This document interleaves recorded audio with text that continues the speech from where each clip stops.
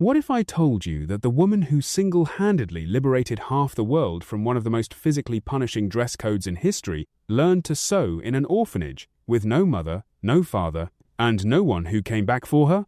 No inheritance, no fashion training, no last name worth anything.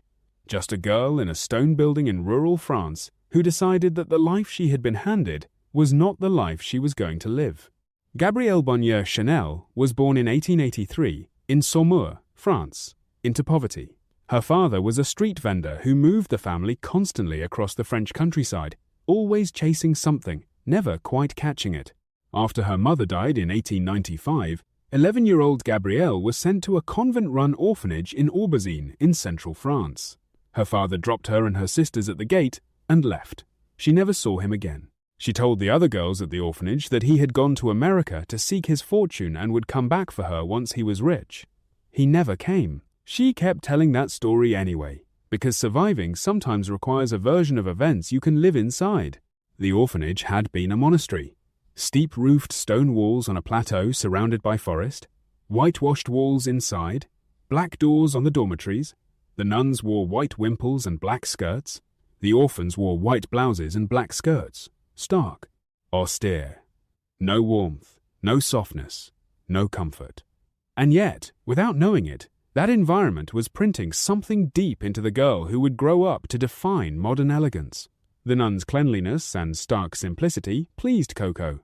She absorbed it, filed it somewhere, would pull it out decades later and build an empire on it.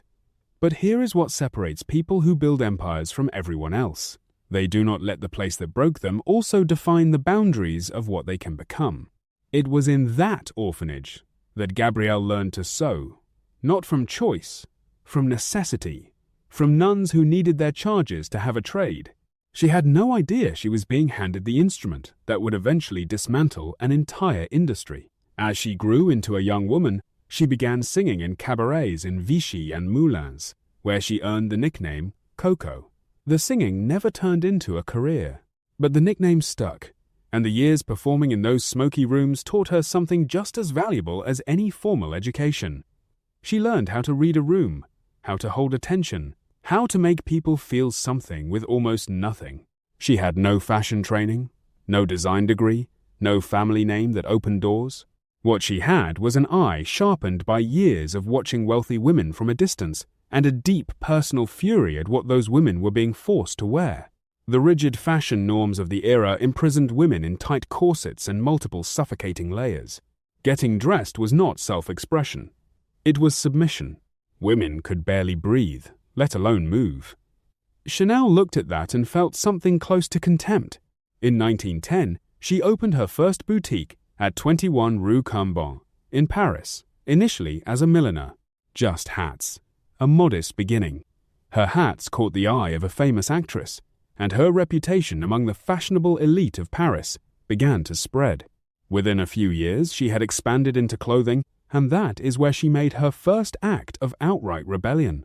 She transformed fluid jersey, an inexpensive fabric commonly used in men's undergarments, into practical and elegant sweaters and jackets inspired by menswear.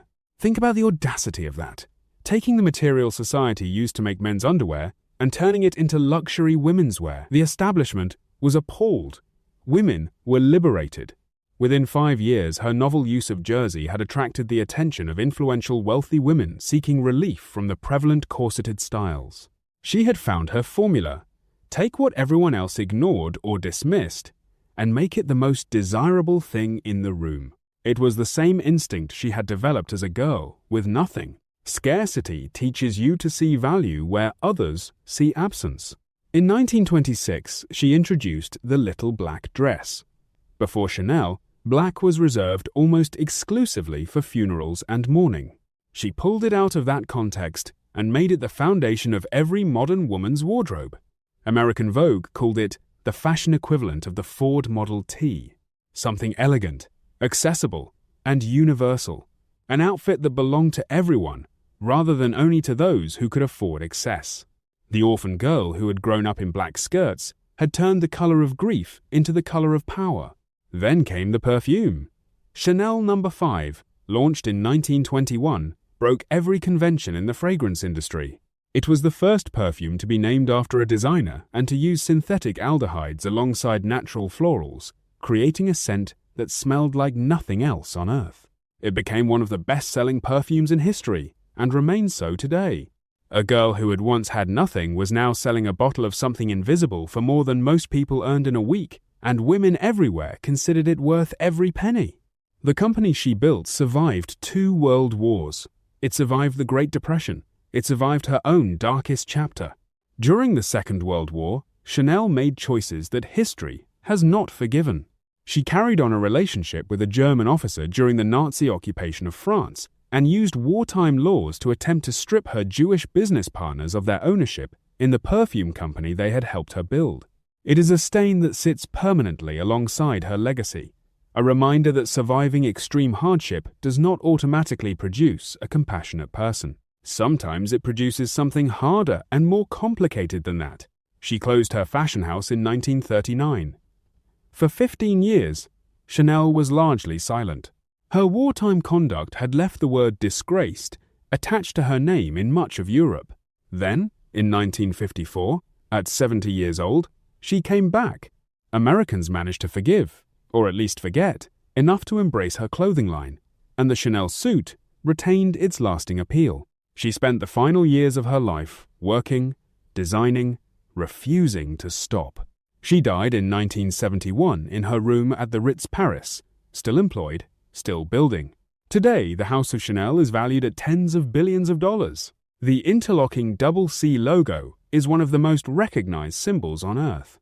The little black dress hangs in wardrobes on every continent, and it was all seeded in a stone orphanage in rural France by a girl whose only inheritance was a needle, some thread, and the stubborn refusal to disappear. The lesson here is not simple. Chanel's story is not a clean fable about hardship producing virtue. It is something more honest than that. It is about what raw ambition and a particular kind of hunger can build, regardless of whether the person building it is wholly admirable. The circumstances of your beginning do not determine the scale of what you create. What you do with what you have, and what you choose to do with the power once you have it, those are 2 entirely different questions. Coco Chanel answered the first one more completely than almost anyone in history. The second one, she left complicated.